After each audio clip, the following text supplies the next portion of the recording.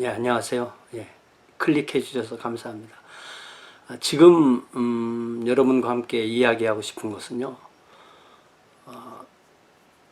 신약 성경 시대의 지리에 관한 건데요. 이게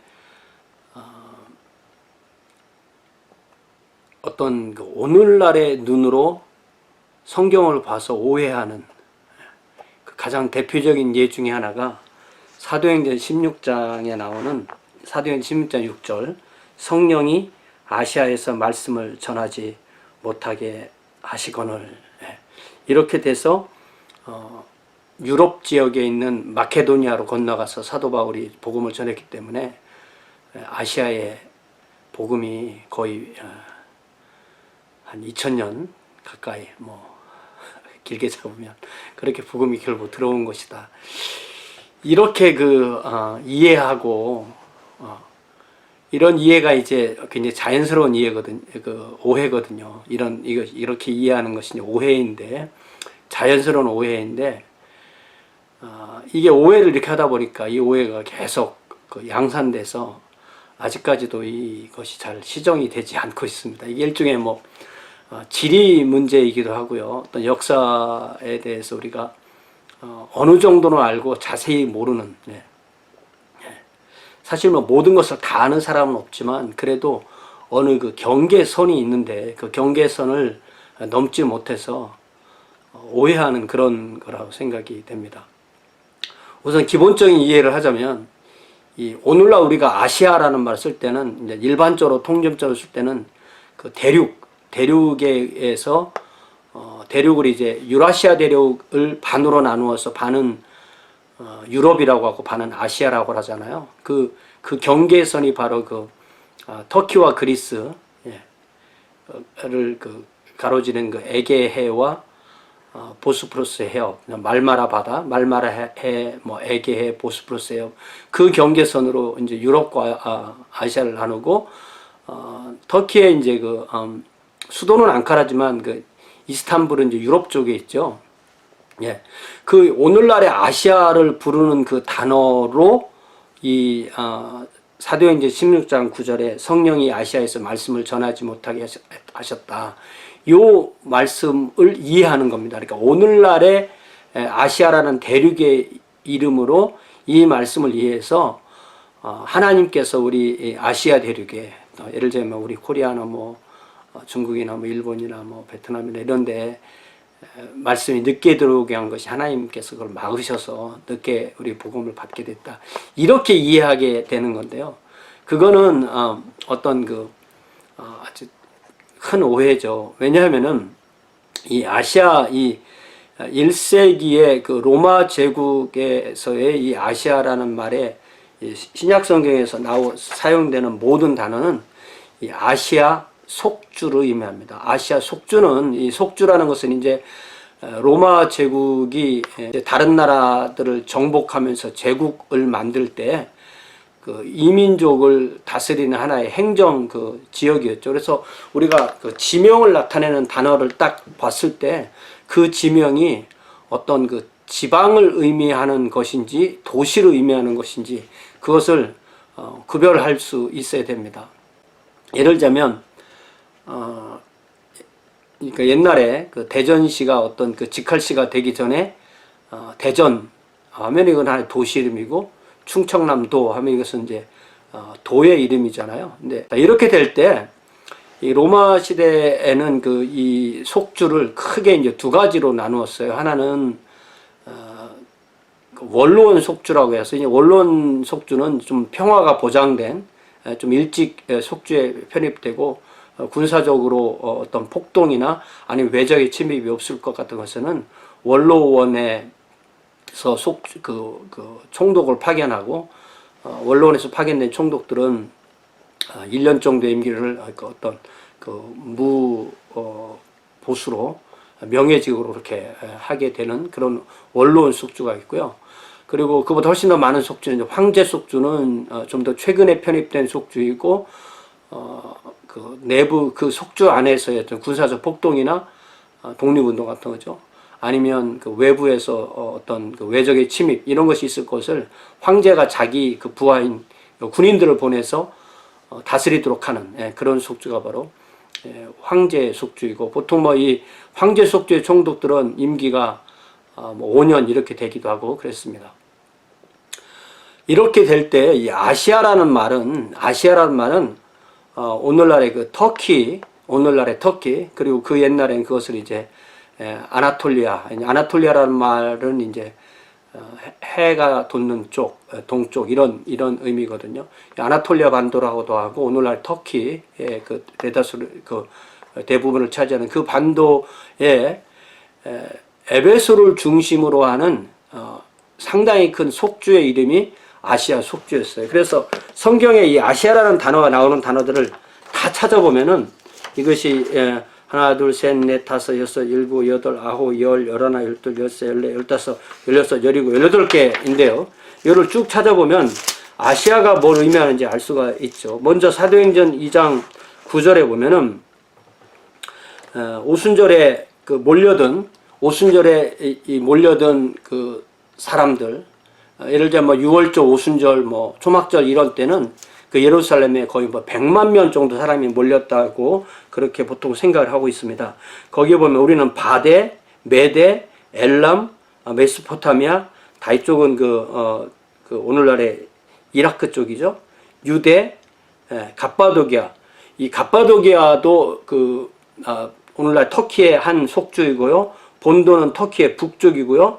그리고 여기 아시아라는 말이 나옵니다. 이것이 바로 아시아 속주이고, 이 아시아 속주가 에베소를 중심으로 해서 요한계시록에 나오는 그 아시아의 7도시라고 할 때 그 아시아 속주를 말하고, 아시아 속주의 중심 도시가 에베소이고요. 에베소, 서머나, 버가모, 두아디라, 사데, 필라델피아, 라오디게, 이게 다 아시아 속주에 속한 그런 도시들입니다. 우리가 어떤 지명에서 가장 중요한 것은 이게 도시 이름이냐 지방 이름이냐 이것을 구별할 수 있어야 되고요.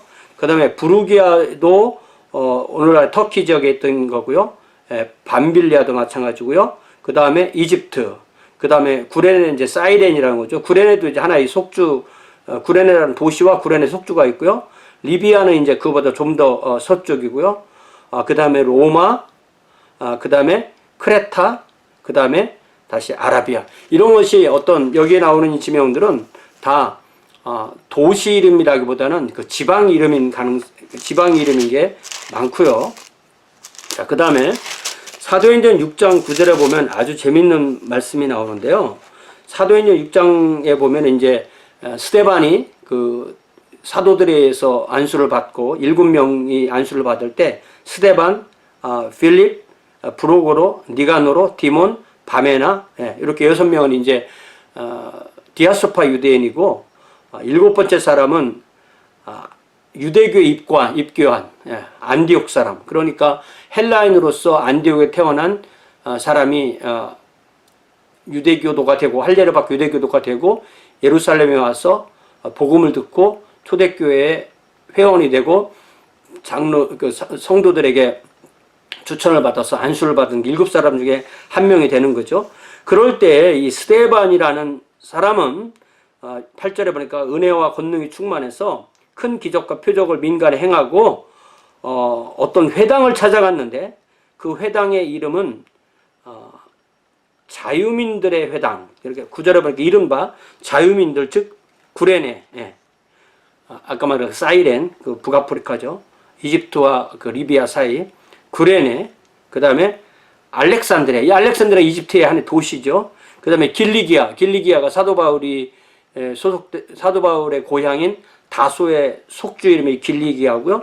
그 다음에 아시아, 이 아시아가 바로 이 아시아 속주이거든요. 그래서 그곳에서 온 사람들의 회당, 이렇게 이 사람은 다 디아스포라 유대인들이었고, 이들이 자유민들의 회당이라 한 거 봐서 이전에 이들의 조상이나 이들이 어떤 이유로든 노예가 되었다가 그 노예 신분에 풀려난, 그리고 어떤 로마 시민이 됐다든지 자유민이 된 사람들이 다시 예루살렘으로 돌아와서 회당을 하나를 구성하고 그곳에 함께 활동했을 때, 이렇게 보면 이 스데반도 이 자유인의 회당에 원래 소속됐던 사람일 가능성이 크고, 또 이 이것과 어떻게 관련돼서 사울도 혹시 여기에 자기 소속 회당이 여기였을 것이라고 그렇게 이해가 될 수 있습니다.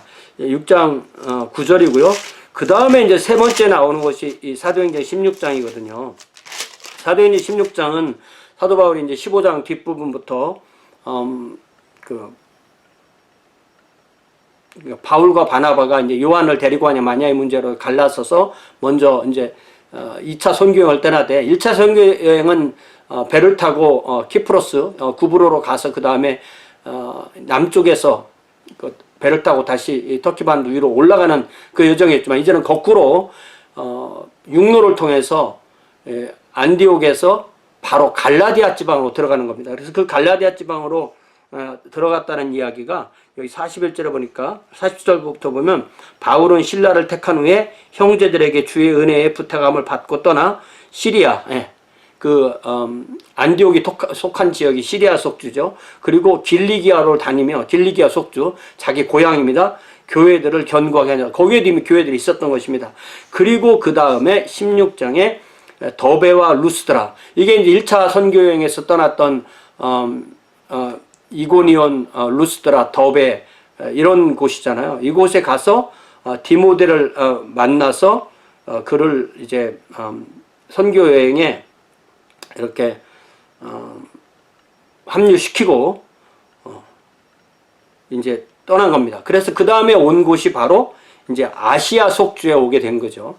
6절에 보니까 성령이 아시아에서 말씀을 전하지 못하게 하신 것을 그들이 부르기아, 그 부르기아 지역, 또 부르기아도 지역이고, 그다음에 갈라디아 지역으로 따고, 그다음에 무시아도 가고, 그다음에 비두니아도 가고 했는데 아시아만 못하게 한 게 아니라 부르기아에서도 안 되고, 갈라디아에서도 안 되고, 무시아에서도 안 되고, 비두니아에서도 안 되고 하는데 이 성령, 8절의 성령, 6절의 성령, 7절의 예수의 영이 허락하지 않으셔요.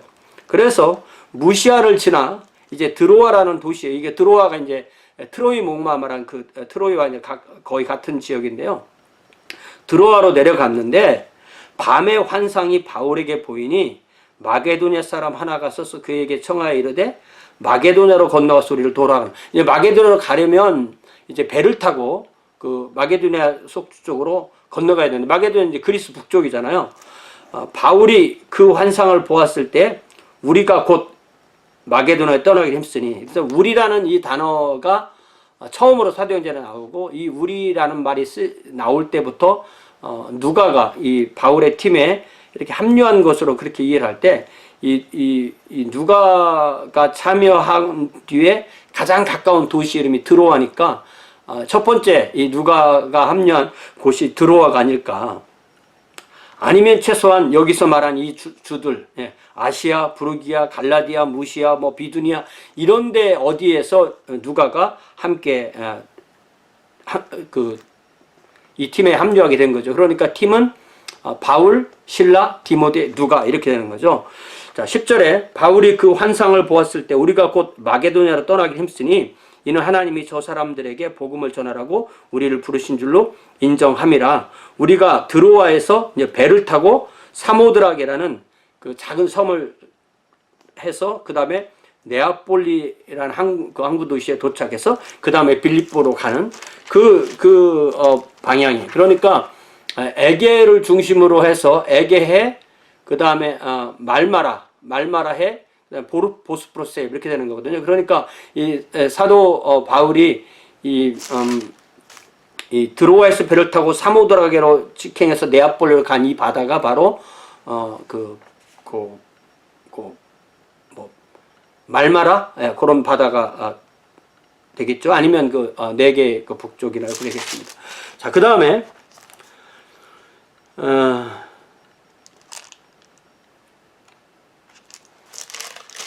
19장 10절에 가보면 이제 재밌는 얘기가 나오죠. 3차 선교행, 다시 2차 선교행이 끝나는 부분에 보면요.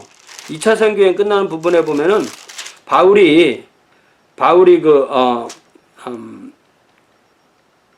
고린도로 갔다가 에베소로 가서 18장 18절부터 보면은 바울이 더 여러 날 머물다가 형제들과 작별하고 배 타고 시리아, 이 수리아가 시리아거든요. 시리아로 떠나갈새 브리스길라와 아굴라도 함께 하더라. 바울이 일찍이 서원이 있으므로 갱그레아에서 머리를 깎았더라. 네. 자, 19절. 에베소에 와서 그들을 거기 머물게 하고 자기는 회당에 들어가서 유대인들과 변론하니 여러 사람이 더 오래 있기를 청하되 허락하지 아니하고 작별하여 이르되 만일 하나님의 뜻이면 너에게 돌아오리라고 배를 타고 에베소를 떠나서 가이사랴에 상륙했다. 이 이야기는 이 에베소가 바로 아시아 속주의 중심 도시잖아요. 그러니까 2차 선교행이 끝나는 부분에 에베소로 갔지만 무슨 이유인지 거기서 더 오래 머물기를 허락하지 않고 본인이 거기 다 있지 않고 그 예루살렘을 거쳐서 안디오로 가면서 2차 선교행이 끝나게 되는 거거든요. 그러면서 이제 아볼로가 이집트에서 올라와서 에베소에서 그 브리스길라와 아굴라를 만나고 브리스길라와 아굴라가 아볼로를 아가야 지방에 있는 고린도로 보내서 아가야 숙주에 있는 고린도로 보내서 아가야에서 고린도 교회에서 이 아볼로가 단임 목회자가 되는 사도 바울이 1년 반 동안 선교한 고린도 교회 사역자가 되는 거죠. 이렇게 하면서 이제 제3차 선교행이 시작되는 이야기가 19장에 나오는데 19장의 3차 선교행은 에베소가 중심이 됩니다. 그러니까 실제로 사도 바울의 3차 선교행이라는 것은 에베소 사역이 거의 다예요. 그런데 에베소 사역의 특징은 에베소의 회당에서 석 달을 가르친 다음에 이 두란노 서원이라는 것을 거의 3년 가까이 이렇게 가르쳤다고 그렇게 되어 있죠. 8절부터 보니까 바울이 회당에 들어가 석 달 동안 담대히 하나님 나라에 관하여 강론하며 권면하되 어떤 사람들은 마음이 굳어 순종하지 않고 무리 앞에서 이 도를 비방하거늘 바울이 그들을 떠나 제자들을 따로 세우고 두란노 서원에서 날마다 강론하니라. 이 두란노라는 것은 이제 아주 그 무섭다는 뜻이에요. 그래서 그 공룡 이름이 이제 티라노사우루스라는 것도 나오는데 이 티라노도 이제 폭군 이렇게 되는 거죠. 그러니까 아마 이게 사람 이름일 것보다는 어떤 별명일 가능성이 큰 거죠. 그 학원 선생님이 아주 무척 무서운 사람이라든지 그런 어떤 사설 학원이 있었고 그 학원에서 전해오는 전승회면은 사람들이 잠자는 낮 시간을 통해서 사도들을 훈련시켰다는 거예요. 자, 여기 2절에 보니까 2해 동안 이같이 하니 아시아에 사는 자는 유대인이나 헬라인이나 다 주의 말씀을 듣더라. 이게 뭡니까? 16장에는 하나님께서 성령께서 아시아에서 복음을 전하지 못하게 예수의 영이 허락지 않았다고 그랬는데 19장 10절에 보니까 이 아시아에 사는 자는 유대인이나 헬라인이나 다 주의 말씀을 듣더라. 자, 그러면 1세기에 사도 바울이 복음을 전해서 지금 대한민국은 1세기 때 삼국시대였는데 그때 아시아에 있는 이 한국 사람들이 다 복음을 들었다는 말입니까? 그게 아니잖아요. 그 시대착오적인 거죠. 그러니까 어떤 단어나 지명이 그 당시에 무슨 의미가 있었는지를 정확하게 알지 않고 오늘날의 눈으로 그것을 읽으면 성경을 오해할 수밖에 없는 거죠.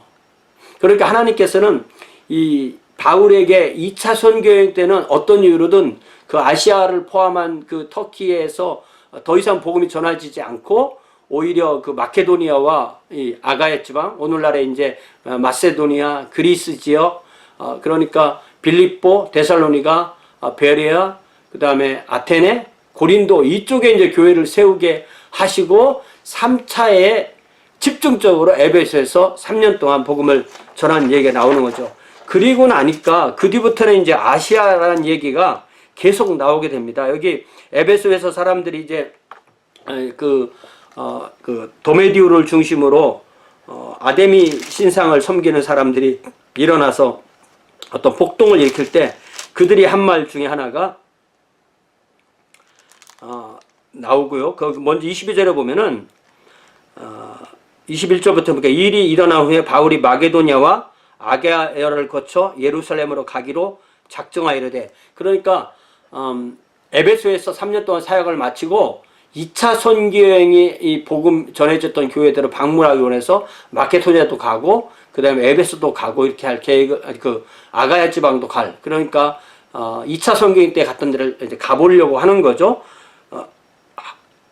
작정하이르되 내가 거기 갔다가 후에 로마도 보아야 하리라 하고 자기를 돕는 사람 중에서 디모데와 에라스도 두 사람을 마게도냐로 보내고 자기는 아시아에 얼마 동안 더 있으니라. 이렇게 돼 있죠. 그러니까 이 디모데는 사도 바울이 언제고 기회만 주어지면 이렇게 보냈다가 또 불렀다가 보냈다 불렀다는 분시처럼 그렇게 사용합니다. 여기도 아시아, 이 아시아 속주로 의미하고요. 그래서 이 NIV는 이 아시아라는 단어가 나올 때마다 무조건 아시아 속주 이렇게 번역해서 오해를 풀어줍니다.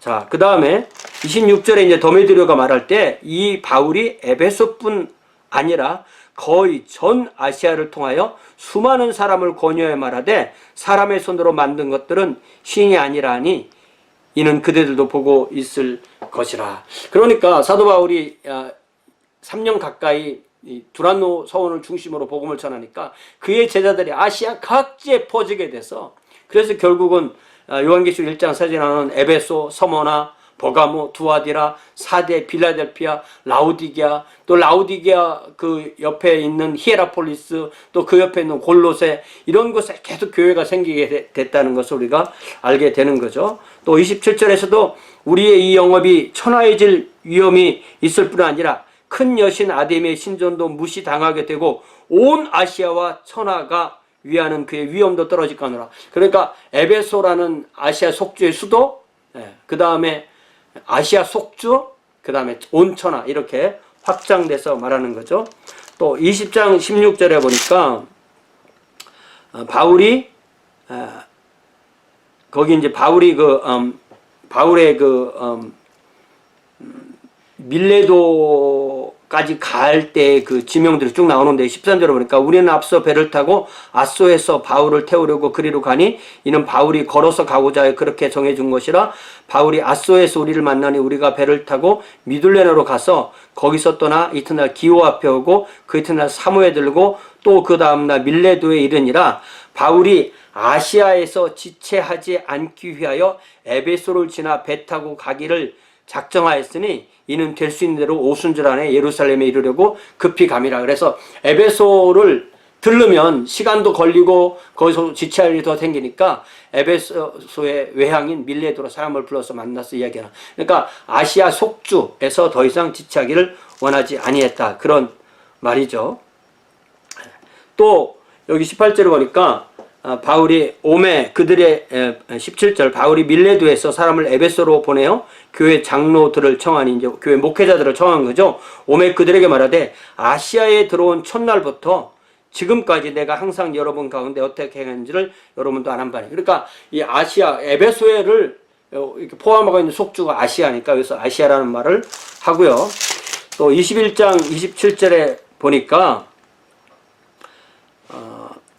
사도 바울이 이제 그 예루살렘에서 이제 그 예루살렘의 지역 주민들이 이제 예루살렘 그 오순절에 모인 사람들이 사도 바울을 받네 못 받네 이러면서 폭동을 일으키고 그를 잡으려고 할 때 그 이레가 거의 참에 아시아로부터 온 유대인들이 성전에서 바울을 보고 모든 무리를 충동하여 그를 붙들고 외치되 이스라엘 사람들아 도우라. 이 사람은 각처에서 우리 백성과 율법과 이곳을 비방하여 모든 사람을 가르치는 그 자인데 또 헬라인을 데리고 성전에 들어가서 거룩한 옷을 더럽혔다. 그러니까 여기서 이 아시아, 그러니까 에베소를 중심으로 바울이 복음을 전할 때 그를 얼굴을 보고 알던 사람들이 그를 이렇게 고발하는 내용이 사도행전 21장 27절에 나오고요. 그 다음에 24장 18절에 보니까 사도 바울이 자기 자신이 이제 그 총독의 그 벨릭스 총독의 그 허락을 받고 자기 자신을 변호하는 말에 또 아시아라는 말을 하게 됩니다. 24장 18절에 보니까 드리는 중에 내가 결례를 행하였고 모임도 없고 소동도 없이 성전에 있는 것을 그들이 보았나이다. 그러나 아시아로부터 어떤 유대인들이 자기를 그렇게 고발했다. 이것도 역시 아시아 속주를 의미하는 단어이고요. 27장에 보면은 이제 사도 바울이 배를 타고 그 가이사랴에서 로마로 갈 때 그 탄 이 배가 아드라무테노배인데 그 아드라무테노는 아시아 지역에 있는 해변에 있는 그 항구들을 쭉 갈 목적이었다. 자, 그래서 27장 2절에 아시아 해변 각처로 가려 하는 아드라무테노 배에 올라가서 항해하였다. 이런 말이 27장 2절에 나오고요. 또 로마서 16장에 보면은 또 아시아라는 단어가 또 나오는데 로마서 16장 5절에 또 저희 집에 있는 교회에게도 문안하라. 예. 이 브리스길라와 아굴라의 집에 있는 교회에 문안하라는 얘기죠. 내가 사랑하는 에베네도에게 문안하라. 그는 아시아에서 그리스도께 맺은 처음 열매니라. 그러니까 사도 바울이 에베소를 이렇게 방문했을 때 처음 복음을 전해서 구원받은 사람이 이 에베네도인데 그 사람이 지금 로마에 있으니까 그 사람에게 인사를 전해주세요. 이런 이야기가 나오는 거고요. 고린도전서 16장에 가보면요. 고린도전서 16장 19절에 보면은 이제 사도 바울이 이 에베소에서 새 3차 선교행을 하는 중간에 할 때 이제 로마서도 보내고 고린도전서도 보내게 되는데 그때 고린도전서에 아시아의 교회들이 그러니까 에베소뿐만 아니라 이제 교회들이 많이 생겼으니까 아시아의 교회들이 여러분에게 문안합니다. 그리고 아굴라와 브리스길라와 그의 집에 있는 교회도 문안합니다. 그러니까 아굴라와 브리스길라는 이 고린도에도 그러니까 에베소에서도 교회를 했었고 그 뒤에는 다시 로마로 돌아가서 그의 집에서 교회가 모이게 된 거죠. 그러니까 사도 바울이 고린도 전후서를 먼저 쓰고 그다음에 로마서를 쓴 거라고 이해를 하면 되겠죠. 자, 고린도 후서 1장 8절 사도 바울이 고린도 후서를 보내면서 자신이 있던 에베소를 중심으로 한 아시아의 선교 동안에 얼마나 많은 고난을 받았는지에 대해서 형제들아 우리가 아시아에서 당한 고난을 너희도 모르기를 원하지 아니하노니 힘에 겹도록 심한 고난을 당하여 살 소망까지 끊어졌었다. 이런 말을 하는 거고요. 자, 그 다음에 고린도 후서 1장 15절에서 또다시 아시아라는 말이 나오는데 고린도 후서 1장 15절에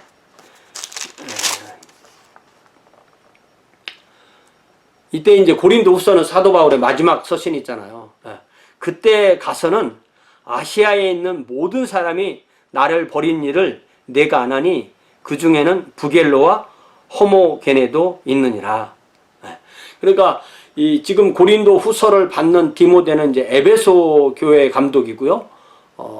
아시아에서 와서 로마에서 사도 바울을 섬기던 사람들이 이제 많이 그를 실제로 돕지 않고 떠났다는 그런 의미로 이해를 할 수가 있죠. 그 다음에 이제 나오는 단어가 베드로 전서입니다. 베드로 전서에 보면은 1장 1절에 예수 그리스도의 사도 베드로는 본도는 이제 터키 북쪽이죠. 갈라디아, 터키 중부, 갑바디기아, 갈라디아 옆에 좀 더 동쪽, 그 다음에 아시아는 서쪽, 비두니아는 북쪽에 흩어진 나그네. 그러니까 이 베드로 전서라는 이 서신은 오늘날의 터키, 그때로 말하면 아나톨리아. 그래서 소아시아라는 말 가끔 쓰는데 소아시아라는 말은 오늘날에 이제 20세 오늘날에 와서 현대에서 아시아 대륙을 말할 때는 아시아 그리고 그것과 구별해서 옛날에 그리스 사람들이 이 터키 반도를 아시아라고 또 전체로 불렀기 때문에 그것을 구별했을 때 소아시아 이렇게 부르는 거고요. 그래서 그래서 아시아라는 말을 쓸 때 아시아 속주 또 소아시아 그 다음에 아시아 대륙 이런 것을 우리가 구별할 수 있어야 됩니다. 원래 이 아시아라는 말의 어원은 아시아와 유럽이라는 말이 이제 그 당시 기원 전에 있었는데 뭐 아카드나 뭐 이런 데에 있었는데 유럽이라는 단어는 해가 지는 쪽, 아시아라는 것은 해가 뜨는 쪽. 그것이 이제 어원이 됐다고 그래요. 또 그것이 이제 라틴어로 갈 때는 해가 뜨는 쪽은 오리엔트, 해가 지는 쪽은 옥시덴트 이렇게 사용하게 되는 거죠. 터키라는 말은 이제 한 일종의 그 민족이나 나라를 의미하는 단어가 되는 거고, 그래서 우리가 이런 그 아시아, 또 아시아 속주, 또 아시아 대륙, 또 뭐 소아시아, 이런 말들이 이렇게 막 이렇게 구별이 안 되는데, 이런 걸 통해서 구별이 좀 됐으면 좋겠습니다. 자, 그 다음에 이제 마지막 나오는 것이 아까 제가 한번 말씀드렸던 요한계시록 1장에 나오는 그 말씀이죠. 여기 1장 4절에 보니까 요한은 아시아에 있는 7교회에 편지하노니, 요 아시아도 이제 역시 아시아 속주이고요. 이 아시아의 속주를 여기 1장 11절에 보니까 주님께서 이 요한에게 이르되 내가 보는 것을 두루마리에 써서 에베소, 서머나, 버가모, 두아디라, 사데, 빌라델피아, 라오디에 등 7교회라 보내라. 7교회 보내라. 때 이 7교회가 아시아의 7교회인 거죠. 뭐 오늘날에 뭐 아시아 7교회 그러면 대한민국에 있는 교회도 뭐 대형 교회가 많으니까 들어가겠죠.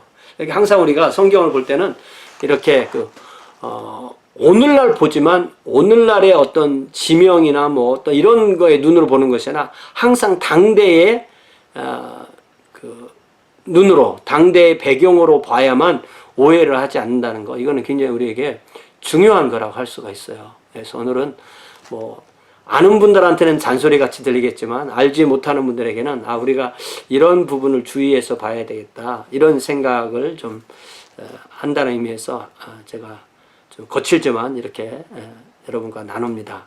또 뵙겠습니다.